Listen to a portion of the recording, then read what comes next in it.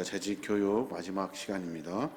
오늘 함께 나눌 말씀의 제목은 사랑의 목적은 무엇인가 하는 제목을 가지고 함께 하나님 말씀 나눌 텐데, 여러분 사랑이 뭡니까? 사랑이 뭐예요? 저희 와이프가 늘 저한테 말해보라고, 고백해보라고, 나를 도대체 사랑하기는 하냐고 이렇게 늘 물어보는데, 사랑이 뭐예요? 도대체 사랑이? 예? 헌신하는 거 사랑이요. 예, 그것도 정답이에요. 사랑을 가만히 생각해 보니까 그런 고백이 돼요. 여러분, 사랑은 우리의 삶의 수단이 되었던 것 같아요. 수단. 무슨 말이냐면, 사랑한다고 하지만 사실은 뭐가 필요했어요. 뭐가 필요해. 그래서 내가 사랑하게 되지 않았나. 미안한 말이지만, 그래서 사랑은요, 우리의 삶의 수단이 아니라 목적이 되어야 하는 거예요. 사랑이 수단이 된다고 하면, 사랑은 설레임과 감정적인 상태, 그리고 또 성적 욕구나 욕정, 이것 때문에 우리가 사랑하게 돼요. 왜냐하면 인간은요, 모순적이게도 아주 지독하게 이기적입니다. 자기중심으로 살아요. 모든 것은 그래서 수단으로 여기려고 하는 인간의 내면의 본능이 자리 잡고 있어요. 사랑을 한다고 하지만 사실은 그 사랑은 나의 삶의 수단의 한 이야기. 여러분, 이해하시겠습니까? 그 사랑이 수단이 되면 참 이상해져요. 너이기 때문에 사랑하는 것이지 무엇을 위해 너를 사랑하는 것은 아니거든요. 우리 와이프도 너니까 내가 사랑하지, 너를 통해 내가 무엇을 얻으려고, 수단을 가지려고 한다고 하면 그 사랑은 진실되지가 않은 거예요. 부모가 자식을 사랑하는 이유가 뭐예요? 공부 잘해서 사랑하는 겁니까? 그렇지 않아요. 자식이니까 사랑하는 거예요. 내가 무엇을 얻기 위해 자식을 사랑하는 것이 아니죠. 부모는 자식을 사랑하는 거예요. 자식이니까, 그것이 목적이니까 사랑하는 거예요. 수단이 아니라고요. 하나님을 사랑하는 것도 마찬가지예요. 수단을 가지고 사랑하면 한계를 만나게 됩니다. 진짜 하나님을 만나지 못해요. 하나님을 사랑하는 것도 수단 가지고 한다면 한계 만나게 되고, 그것이 진실하지 않아요. 어떤 일이 있을 때 그것이 다 무너져 버리고 말아요. 하나님을 사랑하는 이유가 뭐예요? 하나님을 사랑하는 이유, 하나님이니까 사랑하는 거예요. 하나님 우리를 왜 사랑하셔요? 우리가 뭘 잘해서 사랑하십니까? 그렇지 않아요. 그렇다면 하나님은 먼저 내 말 잘 듣는 사람 내가 뽑아가지고 십자가의 사랑을 그들에게만 보여줄 것이다 하셨을 거예요. 근데 하나님은 그리하지 않으셔요. 온 인류를 구원하시고자 하시는 것이 하나님의 구원의 목적이거든요. 왜요? 모두를 사랑하시기 때문에 그래요. 수단이 아니에요. 사랑은 수단이 아니라 목적 그 자체가 되어야 하는 겁니다. 그런데 우리는 어떻게 해요? 사랑한다고 말하지만 그 사랑이 수단이 되어가고 있어요. 주님을 사랑한다고 말하지만 주님이기 때문이가 아니라 내가 주님을 통해서 무언가 얻을 수 있는 것이 있으면, 어쩌면 내 욕심에 마음껏 주님이 잘 말 들어주시면 내 사랑이 더 깊어진다는 거예요. 그것을 가만히 한번 생각해 볼 필요가 있어요. 그래서 우리가 사랑은 수단이 아니라 목적이 되어야 한다는 겁니다. 신앙 발달 이론을 가리킨 신학자가 한 분 계신데, 제임스 파울러라는 목사님이셔요. 그 교수님이 신앙의 단계가 6단계로 성장합니다 라고 하는 신학 이론을 발표하셨어요. 그분의 이론을 보면 어떻게 되냐면, 심리학자이면서 인지발달 이론의 창시자인 장 피아제의 이론하고, 그 다음에 인간의 도덕성 발달 단계를 주장한 로렌스 콜버그 박사의 이론을 이렇게 잘 접목시켜서 신앙에는 6단계가 있습니다 라고 하는 이론을 발표했어요.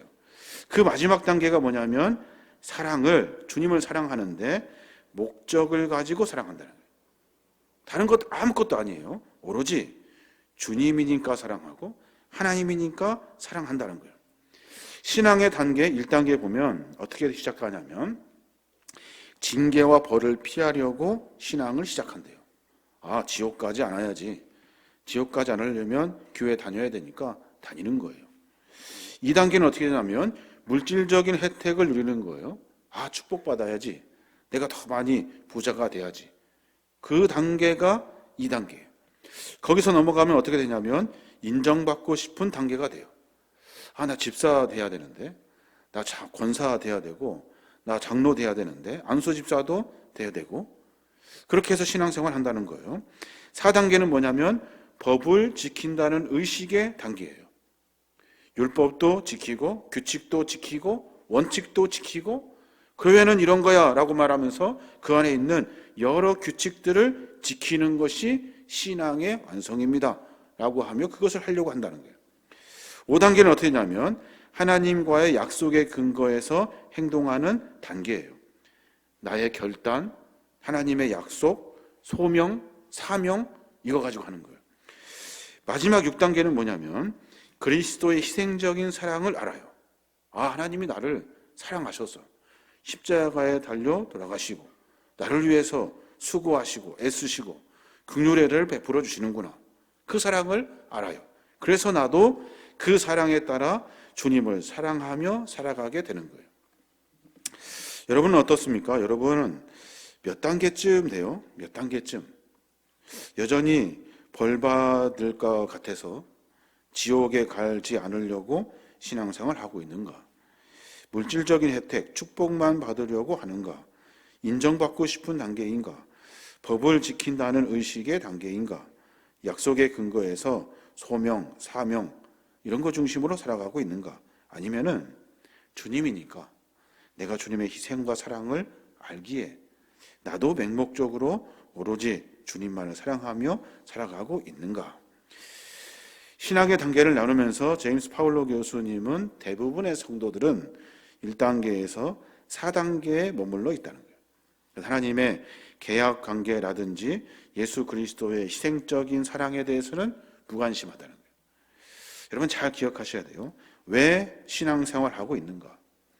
이것이 나에게 정확하게 답이 정해지지 않으면 우리는 주님을 사랑한다고 말하지만 여전히 우리는 주님을 사랑하는 수단으로 여기고 있는 거예요. 신앙은 뭐예요? 신앙은 주님을 내 마음에 모시는 것이 신앙이에요. 신앙의 궁극적인 방향은 어디냐면 하나님을 향한 수단의 것으로 신앙생활을 하는 것이 아니에요. 하나님이시니까 사랑하는 거예요. 하나님이 나의 목적이 되어야 하는 거예요. 오늘 우리가 베드로의 이야기를 읽었어요. 지난번에도 제가 한번 소개해드린 게 있는데 주님이 베드로를 만났다고요. 여러분 잘 아시는 것처럼 베드로가 잘 주님을 따라다니다가 십자가 사건 앞에 주님을 배반해버리죠. 그리고 나서 어디로 가요? 자기 고향으로 갑니다. 가서 뭐해요? 옛날 했던 대로 그물을 던지면서 고기나 잡으며 살아야지 하면서 살아요. 그가 주님 만났을 때 주님이 이름을 새로 지어줘요. 처음에는 하나님이 들으신다 하는 뜻의 시몬이라는 이름을 그가 가지고 있었어요. 그 이름도 참 좋잖아요. 그런데 주님이 그 이름을 바꿔요. 뭐라고 바꾸시냐면 반석이라는 뜻의 베드로라는 이름으로 바꾸셔요. 너는 반석이야 하신 거예요. 반석이 뭐예요? 반석은 튼튼하다, 기초를 삼다, 그 위에 뭘 세워놓을 때 주춧돌이 되다 하는 그런 의미로 말씀하신 거예요. 근데 베드로는 그 이름값 그대로 살지 못해요. 여전히 신앙을 흔들렸고 안정적인 신앙생활을 하지 못했고 사랑이라고 말하는 것이 늘 수단으로 여겼다는 거예요. 내가 주님을 따라다니는 이유도 수단이에요. 내가 주님을 통해서 무언가 얻을 것이 있는가 하는 고민을 가지고 살았던 거예요. 예수님에게 요구하실 때도 나 예루살렘 올라가시면 예루살렘 성에 들어가시면 나 오른쪽 자리 주십시오 했던 사람이 베드로예요. 그러니까 늘 여전히 우리가 살았던 삶의 여정 속에 베드로는 수단으로 신앙생활을 했던 사람이에요. 그가 아마 평생 동안 닭이 우는 소리가 날 때마다 아마 벌떡벌떡 일어났을 거예요. 어째서 주님의 수제자로 살면서 예수님 것을 늘 따라다니면서 살았던 그가 예수님을 부인하게 되었을까? 처음 주님 만났을 때 금을 던지고 그리고 부모까지 버리면서 주님을 쫓아갔던 사람이 주님을 위해서 생명까지도 내어놓겠다고 장담했던 베드로가 어떻게 한순간에 주님을 헌신짝처럼 버릴 수 있을까? 왜냐하면 주님에 대한 사랑을 수단으로 여겼기 때문에 그래요. 그렇기 때문에 얼마든지 버릴 수 있어요.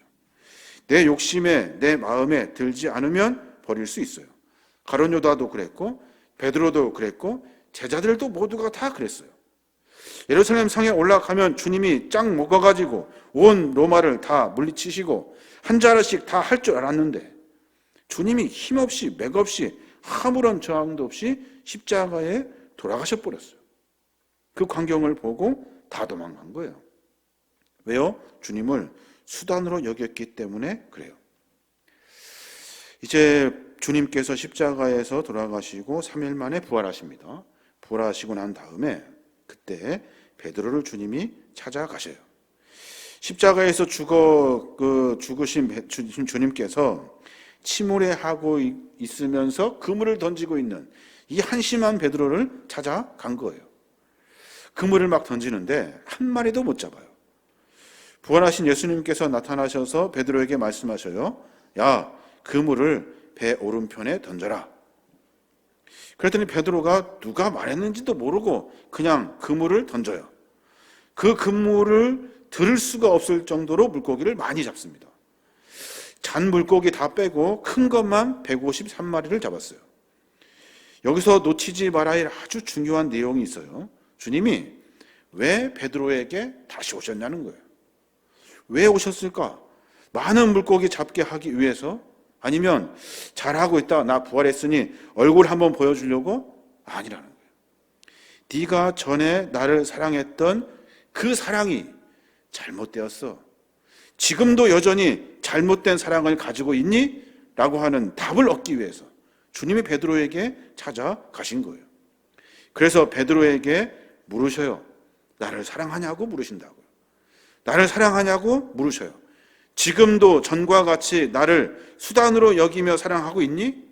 아니면 지금 진짜 나를 사랑하고 있니? 라고 물으시려고 베드로에게 가신 거예요. 나는 왜 예수를 버리고 옛 생활로 돌아갔을까? 나는 왜 주님을 배반했을까? 주님은 나에게 그것밖에 되지 않았을까? 아마 그 생각을 하면서 베드로는 그물을 던지며 살았을 거예요.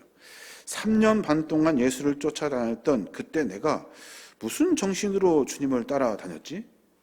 나는 왜 주님을 배반했을까? 이 문제가 아마 베드로의 머릿속에서 떠나지 않았을 거고 그것이 어쩌면 베드로의 숨통을 막고 있었을 거예요. 그것을 다 아시고 주님께서 베드로에게 찾아가신 거예요. 사랑하는 여러분, 배에 물고기를 가득 채웠다고 해서 즐겁고 기쁜 것이 아니에요. 왜 그래야만 했는가? 이것이 해결되지 않아요. 내가 주님을 사랑한다고 쫓아다니는 것이 과연 옳은 것인가? 과연 주님이 원하시는 것인가?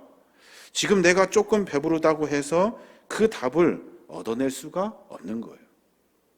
저는 오늘 이 본문의 말씀을 참 신앙 안에 내가 어떻게 살아야 하는지에 대한 신앙의 어떤 시금성과 같은 말씀으로 제가 늘 이렇게 묵상하고 있어요. 성도가 살아가면서 만나게 되는 가장 가슴 아픈 일이 뭘 것 같습니까? 한번 생각해 보세요. 성도가 살아가면서 가슴 아픈 일을 만나요. 돈이 벌리지 않아서, 아니면 직장에서 진급이 안 돼서, 남편이 돈 못 벌어다 줘서 그래서 가슴 아픕니까? 성도의 가슴 아픔은 내가 내 신앙이 고작 이것밖에 안 되는가 하는 것에서 무너지는 거예요. 그게 진짜 신앙인의 모습이에요. 내가 신앙생활하고 믿음생활하면서 나에게 자괴감이 들게 하고 나를 무너뜨리게 하는 것이 뭐냐면 다른 것이 아니에요. 내 신앙이 고작 이것밖에 안 되는가 하는 것에서 마음이 무너지는 거예요. 참아야 할 때 참지 못하고 결심해야 될 때 결심이 깨져버리고 주를 위해 뭔가 해보겠다고 했는데 어떤 이유 때문인지 믿음과 결심이 시들어버릴 때 성도는 그때 가장 가슴 아프고 통곡하게 되어 있어요. 이게 성도의 양심이에요. 근데 우리는 어때요? 여기에 대해서는 우리 전혀 신앙적 양심을 느끼지 못해요. 왜 그렇습니까? 예수님을 사랑한다는 것을 수단으로 여겼기 때문에 그래요. 우리는 예수님을 보지 않아요. 예수님을 생각하지 않아요. 나에게 주님이 무엇을 해줄 것인가를 고민하죠. 베드로처럼. 그러니까 늘 상황과 형편은 늘 개선되지가 않아요. 그것 때문에 신앙생활을 하기 때문에 그래요. 조금 좋아지면 믿음이 깊어지고 하나님을 더 많이 사랑할 것 같죠? 사실은 그렇지 않아요. 잘 아시는 것처럼 더 큰 욕심을 품게 됩니다. 그래서 신앙인의 사랑은, 하나님을 섬기는 사랑은 수단이 되어서는 안 되는 거예요. 갈릴리 바다에 나가 고기를 잡지만 베드로가 과연 제정신이겠습니까? 아마 그렇지 않을 거예요. 소명받았다는 확신을 가지고 신학교 졸업하고 대학원 나오고 인턴하고 목사고시 와서 목사가 되었는데, 목사가 어떤 어려움 때문에 목회를 포기하고 낚시하러 다닌다면 그 마음이 편할까요? 집사가, 장로가, 건수가, 안수집사가 믿음이 뒤숭숭하다고 옛날에 놀던 데 돌아다니면서 머리 식힌다고 가지 말아야 할 곳에 기웃거린다면 그 머리가 식을까요? 시원해질까요? 그렇지 않아요. 우리 뭐 해야 돼요? 내 믿음이 약해지고 내 신앙이 훼손되고 있을 때, 그때 우리는 주님을 향한 사랑이 정상적인가 하는 점검을 다시 해봐야 되는 거예요. 영적인 현 주소를 잃어버리고 방황하는 상태, 그때가 되면 우리는 완전히 무너져 버리게 돼요.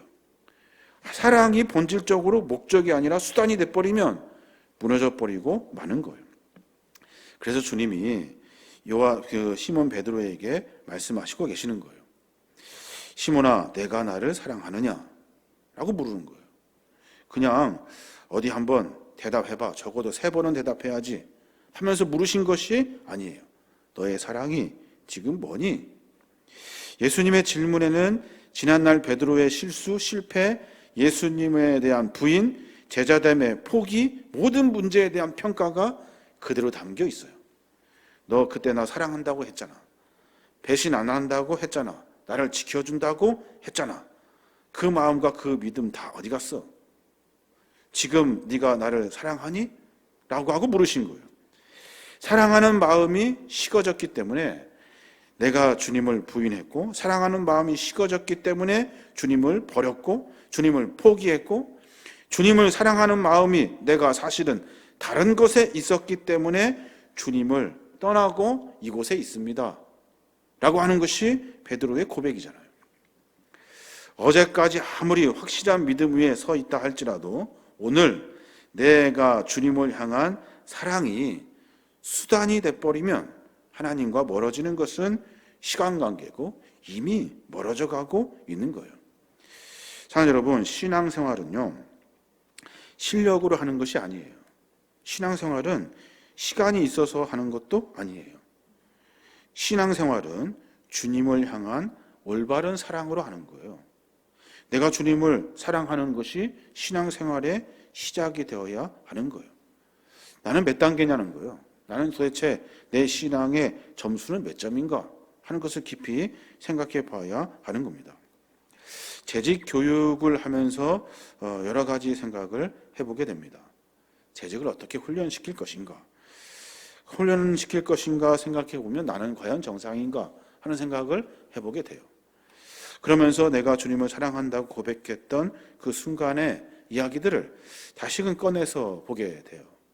그때마다 그때보다는 지금이 사랑이 더 깊어지고 더 좋아져야 되잖아요. 근데 사실은 그렇지 않더라고요. 그때 주님을 향한 그 사랑이 지금에 비하면 훨씬 더 크고 지금은 아무것도 아니라는 것을 금방 알게 되는 거예요. 요한계시록 2장에 보면 에베소 교회에 대한 평가가 나와요. 2장 2절부터 쭉 보면 내가 내 행위와 수고와 내 인내를 알고 또 악한 자들을 용납하지 아니한 것과 자칭 사도라 하되 아닌 자들을 시험하여 그의 거짓된 것을 내가 드러낸 것과 또 내가 참고 내 이름을 위하여 견디고 게으르지 아니한 것을 아노라. 그러나 너를 책망할 것이 있나니 너의 처음 사랑을 버렸느니라. 그래요.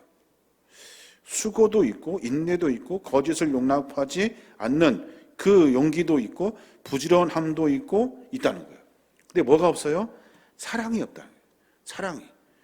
처음 사랑이라고 말해서 우리가 조금 단어의 이해를 약간 애매한데, 처음 사랑이 뭐예요? 처음 사랑은 올바른 사랑이에요. 주님을 향해서 내가 헌신하고 수고하고 다른 것 생각하지 않고 주님만 생각했던, 오로지 목적을 가지고 주님이기 때문에 사랑했던 사랑의 그 목적의 이야기, 그게 바로 처음 사랑인 거예요.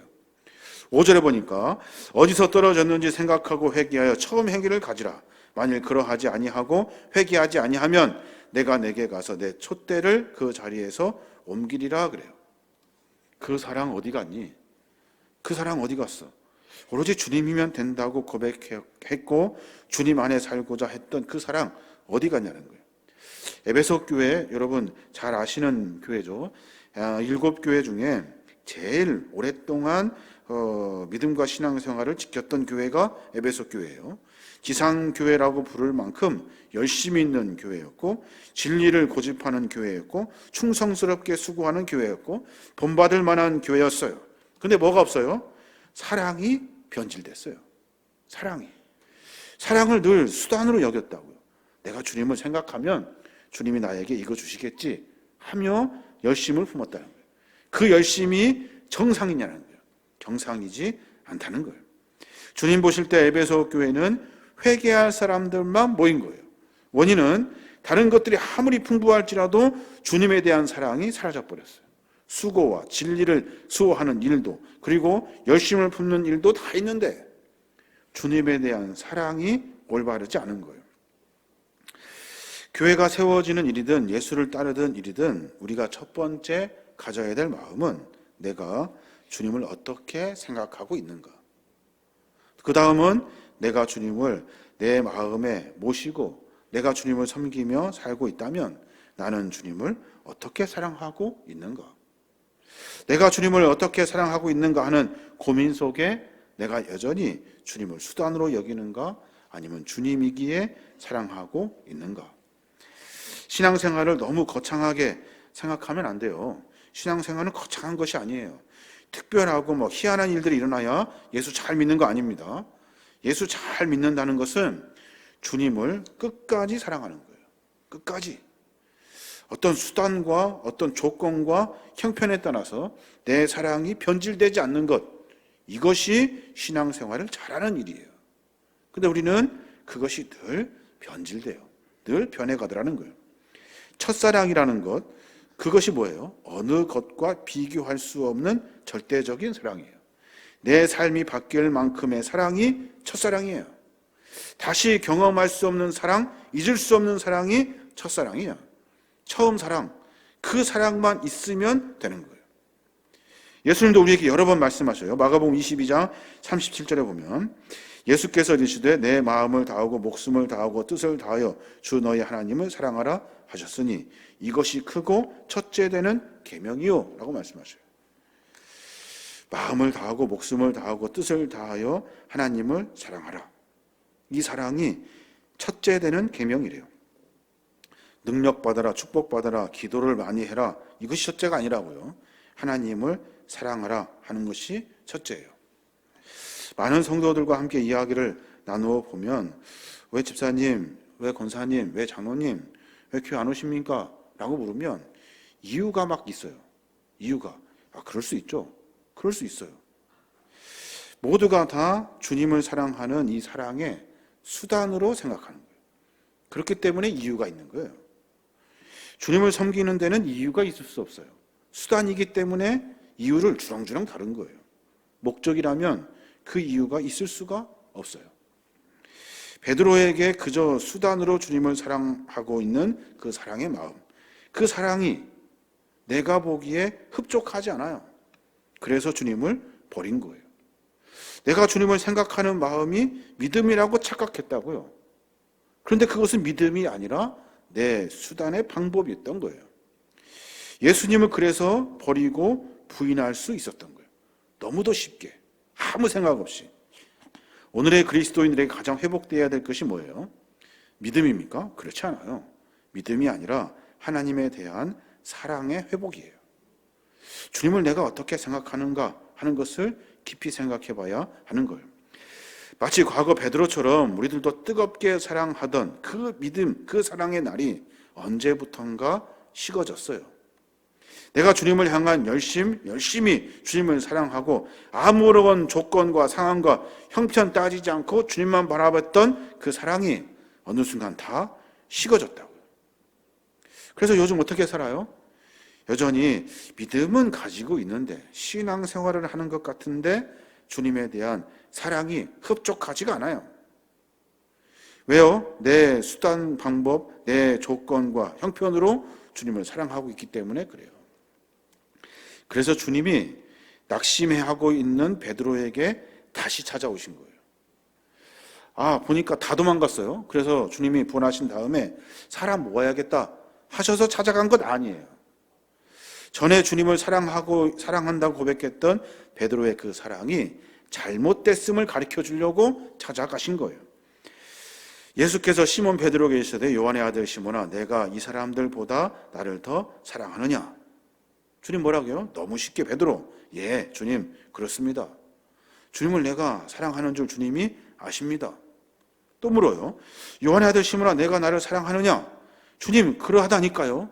내가 주님을 사랑하는 줄 주님께서 아십니다.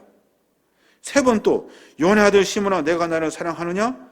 주님께서 세 번 내가 나를 사랑하느냐 하심으로 베드로가 근심하여 이르되, 여기서 말하는 근심이 뭐예요? 근심은 주님이 말하는 사랑이 내가 생각하는 사랑이 아니었던 거예요. 주님이 말하는 사랑이 내가 생각하는 사랑이라고 생각하여 쉽게 사랑합니다 라고 말했는데 그 사랑이 아니었던 거예요. 그래서 다시 그 대답을 고쳐 이야기를 합니다. 주님 사랑하는 줄을 주님께서 아시지 않습니까? 내 이 모양, 이 꼴 좀 보십시오. 내가 그 사랑이 뭔가 잘못됐음을 알고 내가 지금 금을 던지며 한심하게 살고 있습니다. 주님 이 상황 보시고도 주님이 나를 모르십니까? 라고 하는 베드로의 고백을 주님이 그제서야 받으시고 말씀하셔요. 내 양을 치고 내 양을 먹이라. 우리도 신앙생활 하면서 이 사랑을 다시 회복해야 돼요. 주님을 수단으로 여기면 어떤 사명도 감당할 수 없고 어떤 사역도 일할 수 없어요. 목사로 제가 살아가면서 가만히 생각해 보니까 과연 너는 진짜인가 하는 생각을 늘 해보게 돼요. 제가 여러 번 말씀드렸습니다마는 목사는 아주 쉽게 시험 들 수 있고 아주 쉽게 무너질 수 있고, 여러분 잘 아시죠? 천국 가서 목사가 누구는 짜장면 먹고 누구는 뭐 탕수육 먹고 하는데 목사는 배달 다닌다잖아요. 천국 가서는 그런데요. 여하튼 목사의 신앙과 믿음은 참으로 쉽게 무너져 버리게 돼요. 왜 그래요? 모든 것을 다 수단으로 너무 쉽게 여기기 때문에 그래요. 교인들이 모이는 것도 일하는 것도 다 수단이에요. 모여서 모두가 잘 된 것 같으면 다 나 때문에 그런 것 같고, 뭐가 조금 되어가는 것 같으면 마치 뭐가 잘 돼서 된 것처럼 착각한다고요.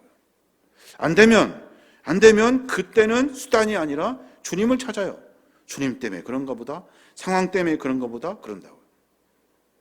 믿음과 신앙이 너무나 쉽게 무너져 가고 있는 저의 모습을 보게 돼요. 재직 교육해서 점수 매겨가며 시험 보면서 어떤 과정을 통과하는 것 의미 없습니다. 왜요? 우리는 이미 주님을 사랑한다고 고백한 사람들이에요. 집사면 어떻고 권사면 어떻고 장로면 어떻습니까? 뭐가 중요해요? 내가 주님을 어떻게 사랑하고 있는가가 중요한 거예요. 100번 얘기하면 뭐합니까? 내 마음은 여전히 수단인데. 그러면 우리는 바른 신앙생활을 할 수가 없어요. 사람은 누구나 실수를 합니다. 잘못을 저지를 수 있어요. 은혜를 받았다가 하다가 잃어버릴 수도 있고, 순종 잘 하다가 들이받을 수도 있고, 말씀대로 살려다가 세상으로 갈 수도 있어요. 근데 주님은 우리에게 동일하게 물으셔요. 내가 나를 사랑하느냐? 과거는 중요하지 않아. 지금 네가 나를 어떻게 사랑하고 있니? 라고 물으신다고요. 그때 우리가 뭐라고 대답해야 되는지 답할 수 있어야 하는 거예요. 지금 이 자리에서 주님이 나에게 나를 사랑하냐? 라고 물으신다면 내가 뭐라고 대답하겠냐는 거예요. 내가 무조건 쉽게 사랑합니다, 사랑해요, 버릇처럼 습관처럼 몸이 건조하게 사랑을 말할 것인가? 아니면 내가 솔직히 주님을 사랑한다고 말한 것이 수단이었습니다. 내가 주님을 사랑한다고 주님은 나에게 수많은 일들을 헌신하며 희생하며 하셨건만 나는 그 사랑을 깨닫지도 못하고 내 의지로 살았습니다. 그래서 요한복음 21장 15절에 보면 주님이 중요한 말씀을 하셔요. 그들이 조밥 먹은 후에 예수께서 시몬 베드로에게 이르시되 요한의 아들 시몬아 내가 이 사람들보다 나를 더 사랑하느냐 하시니 이르되 주님 그러하나이다. 내가 주님을 사랑하는 줄 주께서 아시나이다. 이르시되 내 어린 양을 먹이라 하시고 그래요. 사랑하느냐? 예, 사랑합니다. 그랬더니 하시는 말씀이 이 사람들보다 나를 더 사랑하느냐 그러셔요.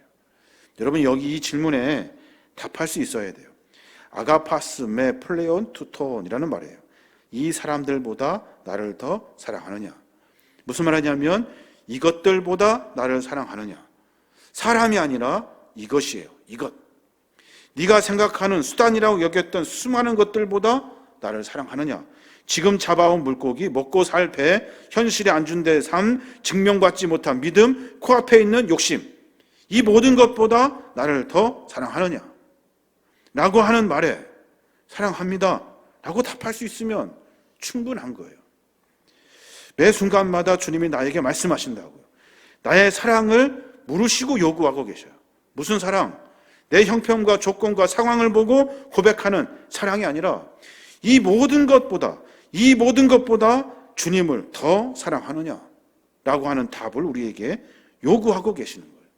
그때 우리가 답할 수 있어야 하는 거예요. 다시 질문을 하면 여러분 무엇 때문에 주님이 필요하십니까? 무엇 때문에 주님이 필요하시냐고. 이 질문에 답할 수 있어야 돼요. 최요한 너는 왜 주님이 필요한가? 답을 할 수가 없어요. 말할 수가 없어요. 너에게 왜 주님이 필요하니? 라고 하는 이 질문을 할 수가 없어요. 이 질문에 답을 던질 수가 없어요. 왜요? 부끄럽거든요. 이 질문은 내 순전한 수단의 것들만 나오게 되어 있어요. 왜 주님이 필요해? 그냥요. 아무런 조건 없이 주님이 필요합니다. 라고 말할 용기가 없어요. 용기가. 물고기 잡기 위해서 주님 오신 것이 아니에요. 헛수고하며 밤이 새도록 수고했던 나를 위로하시려고 주님이 오신 것도 아니에요. 나에게 금을 주시고 배 주시고 조건 주시고 형편 주셔서 나에게 잘 살도록 하시려고 주님 오신 것이 아니에요. 이것들보다 나를 더 사랑하니 네가 뭐라고 대답하는지 내가 그 답을 들으려고 주님이 오신 거라고요. 돈 벌고 평안 얻고 만사가 잘 되는 것을 위해서 오신 것이 아니에요. 주님은 내 고백을 들으시길 원하셔요. 왜 사랑하니? 왜? 뭐 때문에 내가 필요하니? 너 말해봐. 우리가 답을 할 수 있어야 되는데 물고기가 없으면 어떻습니까? 주님 사랑하기 때문에 그렇습니다. 나에게 이득되는 것이 문제가 아니에요. 저는 주님을 사랑합니다. 사역도 마찬가지예요. 조건 보고 상황 보고가 아니라 내가 인정받기 위해서 하는 것이 아니라 내가 주님을 사랑하기 때문에 합니다. 그러니까 모든 것이 다 필요가 없어요. 주님 사랑하니까 내가 이곳에 있고, 주님 사랑하니까 어디든 갈 수 있고, 주님 사랑하니까 무엇이든지 할 수 있습니다. 사랑하는 여러분, 수많은 사람들이 교회에서 헌신하며 사명을 감당하고 있습니다. 자세히 보면요, 여러 일들을 하시는 분들이 많이 계셔요. 묵묵히 자기가 이거 할 일도 아닌데 그 일을 묵묵히 감당하셔요. 세상에서는 지위도 있고 위치도 있고 자리도 있고 돈도 있는 사람들이에요. 근데 교회에서 그 일을 하셔요. 참 신기하지 않습니까? 저는 어려서부터 장로님들, 권사님들, 안수 집사님들 계셨지만 가만히 보면 그런 질문을 던졌던 것 같아요. 아니, 학교에서 선교 선생님이시고 또 읍장님이시고 그런 분들이 오셔서 교회에서 그런 일들을 막 하셔요. 오실 때 혼자 오는 것도 아니에요. 막 수행원들도 오고 오셨다고요. 보면 그 일들을 다 하셔요. 나는 참 이해가 안 되더라고요. 도대체 그거 하려고 신앙생활 하는가? 제가 어렸을 때 그런 생각을 가졌어요. 제가 참 명확합니다. 그런 거 보고 놓치지 않아요. 그리고 물어봐요. 왜 그렇게 하셔요? 왜? 좋대요. 기쁘대요. 제가 전에도 말씀드렸습니다만 학생회 회장이었던 형이 땀을 막 펄펄 흘려요. 막 몸에서 막 신내가 나요. 휙 지나가는데 신내가 펄펄 나요. 여름 수련회 준비하는데. 그래서 제가 냄새 난다고 그랬다고요. 그랬더니 옆에서 아버지가 들으시고 뭐라고 하시냐면 교회 일은 저렇게 하는 거야 그러셨어요. 그 형이 지금 육사 졸업하고 그 별을 달았어요. 스타예요. 근데 그 형이 그렇게 열심히 일했다고요. 그때 공부 제일 잘했다고요. 근데 그분이 열심히 그렇게 일해요. 왜 그럴까요? 왜? 조건 보고 수단이어서 아니에요. 주님을 사랑하는 마음 때문에 그러는 거예요. 밤을 새우면 어떻고, 손에 피가 나면 어떻고, 코피가 나면 어떻고, 땀이 나면 어떻고, 신내가 나면 어떻고, 무슨 상관이에요?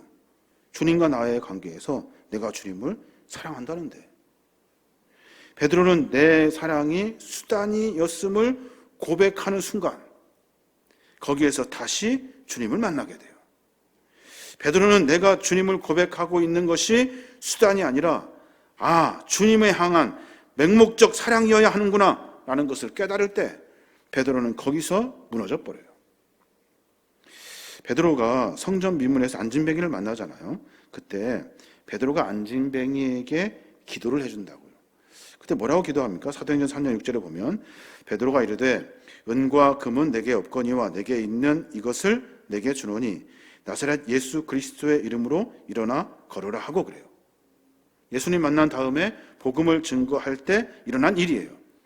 내가 은과 금은 없어. 옛날에 있었는데 지금은 없어. 내게 있는 것 이것을 내게 줄게. 여기서 말하는 이것, 이 사람들보다 이것들보다 나를 사랑하느냐 하시는 주님의 말씀이에요. 나는 이것 없어. 그런데 내게 있는 것이 있어. 그것이 뭐냐면 예수 그리스도. 내가 예수 그리스도를 너에게 소개시켜 줄게. 눈 뜨려고 금, 은 필요 없다. 눈 뜨려고 나에게 말할 필요도 없어. 눈 뜨려고 별짓 다 할 필요도 없어. 예수 그리스도 그 이름만 있으면 할 수 있어. 이렇게 베드로가 달라졌어요. 우리는 어때요? 일할 때 조건과 상황과 형편과 모든 것이 갖춰져야 된다고 생각한다. 은도 있어야 되고 금도 있어야 되고 이것도 있어야 돼요. 근데 주님을 사랑하면요 필요 없어요. 주님 사랑하면 되는 거예요. 예수 그리스도가 내 생의 전부인가? 주님을 사랑합니다. 주님을 높입니다. 주님뿐입니다. 라고 말하는 고백이 과연 수단인가? 아니면 주님이기 때문에 하는 고백인가? 베드로 한번 다시 생각해 보면 주님 잡히시던 밤에 칼 뽑아 귀 자른 사람이에요. 감히 범접할 수 없도록 아주 칼도 잘 쓰는 사람이에요. 모든 일에 발벗고 나선 사람이고 매 순간순간마다 열심히 했던 사람이에요. 근데 그가 뭘 사랑한 거예요? 주님이 아니라 다른 것들, 이것들을 사랑한 거예요. 그 사랑이 잘못됐다고 주님 말씀하고 계시는 거예요. 열심만 있다고 주님께 쓰임받는 것 아닙니다. 뭐 잘하는 것 가지고 쓰임받는 것 아니에요. 교회는, 성도는, 신앙은 주님을 얼마나 사랑하느냐로 쓰임받는 거예요. 그래서 세상에 아무리 1등 먹어도 교회에서는 1등 할 수가 없어요. 세상에서 아무리 잘나놔도 교회에서는 높아질 수 없어요. 이게 공동체, 교회 공동체의 원리예요. 나에게 있는 열심 잘하는 것으로 주님을 사랑할 수 있는 것이 아니에요. 주님을 주님이기 때문에 사랑하는 것, 그것을 깨닫지 못하면 우리의 신앙은 엉망이 되는 거예요. 다시 본문을 보면 19절부터 20절 말씀인데, 이 말씀을 하심은 베드로가 어떠한 죽음으로 하나님께 영광을 돌릴 것을 가리키심이로라. 이 말씀을 하시고 베드로에게 이르시되 나를 따르라 하시니, 그래요. 다 이제 말씀하시고 사랑이 뭔지 가르쳐 주셨어요. 베드로도 그 사랑 고백했어요. 그랬더니 주님이 베드로에게 즉각적으로 하신 말씀이 뭐냐면 죽음으로 하나님께 영광을 돌릴 것. 참, 죽음으로 하나님께 영광을 돌릴 것. 그래서 베드로가 깜짝 놀래요. 그래서 베드로가 뭐라고 해요? 본문 읽어보시면 알겠습니다만은, 저 요한은 어떻게 됩니까? 물어요. 나만 죽을 수 없잖아. 저 사람 어떻게 됩니까? 물어요. 상관하지 말고 나를 따라라, 그러셔요. 죽음이라는 말, 베드로에게는 아마 큰 충격의 소리였을 거예요. 혐오의 소리. 왜냐하면 십자가에 달려 돌아가신 죽음을 베드로는 알거든요. 그렇게 죽을 거야. 아니, 주님을 사랑한다고 기꺼이 고백했더니 죽음이라니. 따른다는 말 역시 그에게는 아주 충격적인 단어잖아요. 왜요? 주님을 따르지 않았거든요. 도망쳤어. 자기 고향으로. 따르라 하는 말 앞에 따르는 것이 무엇인지 베드로는 깨닫게 되는 거예요. 사랑하는 여러분, 예수님을 따른다면서 고생이 없으면 그거는 예수님 따르는 것이 아니래요. 주의 일을 쉽게 편하게 하려고 생각하지 마십시오. 너무 예수 믿는 것이 힘들고 무겁다고 느껴진다면 주님을 사랑하는 것을 다시 점검해 보셔야 하는 거예요. 진실로 내가 나를 사랑하느냐? 라고 하는 질문에 사랑은 하지만 희생은 싫습니다. 따르기는 하겠지만 고생은 안 됩니다. 헌신 없이 주의 길을 갈 수 없습니다. 그러니까 나에게는 오로지 편안함만 주십시오. 희생 없는 영광 있을 수 없지만 희생 없는 영광 볼 수 있게 해 주십시오. 라고 우리가 늘 그렇게 기도하고 있다고요. 사랑하는 여러분, 우리의 삶의 모습을 한번 점검해 봤으면 좋겠어요. 재직으로 살아가는 것은 참 어려운 일입니다. 집사, 믿음이 적어서 집사 되고, 믿음이 조금 좋아서 권사시키고, 믿음이 더 좋아서 장로시키고, 그런 거 아니에요. 똑같아요. 누구나 다. 그래서 성경은 먼저 된 자가 나중되고, 나중된 자가 먼저 되는 거예요. 장로라고 쓰임받고, 높임받고, 인정해주고 그런 거 아니에요. 목사라고 해서 별거 다 할 수 있고 그런 것 아니에요.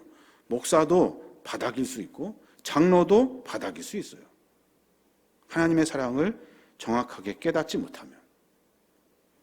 재직으로 우리가 임명을 받고 사명을 받았다는 것, 사람이 주었다 생각하면 너무 쉽죠. 너무 쉬워요. 하나님이 주셨다 생각하면 너무 어려워요. 너무 어려워요. 그래서 도망가고 싶은 것이 재직 아닙니까? 근데 하나님은 우리에게 힘을 허락해 주시고 우리에게 사랑을 통해서 일할 수 있도록 하셔요. 마치 베드로처럼 실패할 때마다 찾아와 주시고, 고백이 잘못될 때마다 고쳐주시고, 내 영이 잘못될 때마다 주님은 우리에게 말씀하셔요. 그래서 다시 일어나는 거예요. 사랑하는 여러분, 어떤 자리에 있든지 주님을 뜨겁게 사랑하는 사람이 되어야 합니다. 주님의 사랑은 수단이 아니에요. 주님의 사랑은 목적이에요. 주님이니까 사랑하는 거예요. 주님이시라는데. 우리 욥기서 우리가 큐티 했잖아요. 욥기서 큐티의 그 핵심은 뭐예요? 니네가 무슨 생각으로 뭔 말을 한다고 그렇게 말이 많니? 하나님은 하나님이셔. 이게 욥기서의 핵심이에요. 참 이해가 안 되죠? 근데 그것이 정답이에요. 하나님은 우리를 사용하셔서 하나님의 뜻을 이루어 가시려고 하십니다. 우리가 재직으로서 주의 사명을 잘 감당하며 나에게 맡겨주신 주님의 뜻을 이루어 가야 될 줄로 믿습니다. 마지막 한 번 더, 주님을 사랑하는 이 사랑이 나에게 있다면 수단이 아니라 주님이니까 사랑할 수 있는 고백으로 바꾸어 내시길 바랍니다. 우리가 다시 한번 유인물을 봤으면 좋겠는데, 재직 헌신 서약서가 있어요. 여기를 한번 쭉 읽어보시고 여러분이 이름 쓰시고 직분도 쓰시고 그리고 서명도 한번 해보시기 바랍니다. 10가지를 기록해 놓고 한 가지 한 가지씩 우리 신앙의 삶의 모습을 점검하려고 기록해 놨습니다. 잊어먹지 마시고 꼭 해주시기 바라고, 또 하나 8페이지에 보면 위원회 안내가 있어요. 거기에 보면 예배친교위원회, 거기에 새가족 안대팀이 있는데 새가족 안내팀은 교구위원회로 다시 바꾸어서 수정해 주시면 감사하겠고, 위원장, 총무, 실행위원 당회에서 결정하고 그리고 이렇게 기록해 놨습니다. 여러분 어렵지만 귀한 사명 잘 감당해 주시고, 특별히 실행위원 되시는 분들은 장로님과 긴밀히 협력하셔서 장로님들만 하라고 하지 마세요.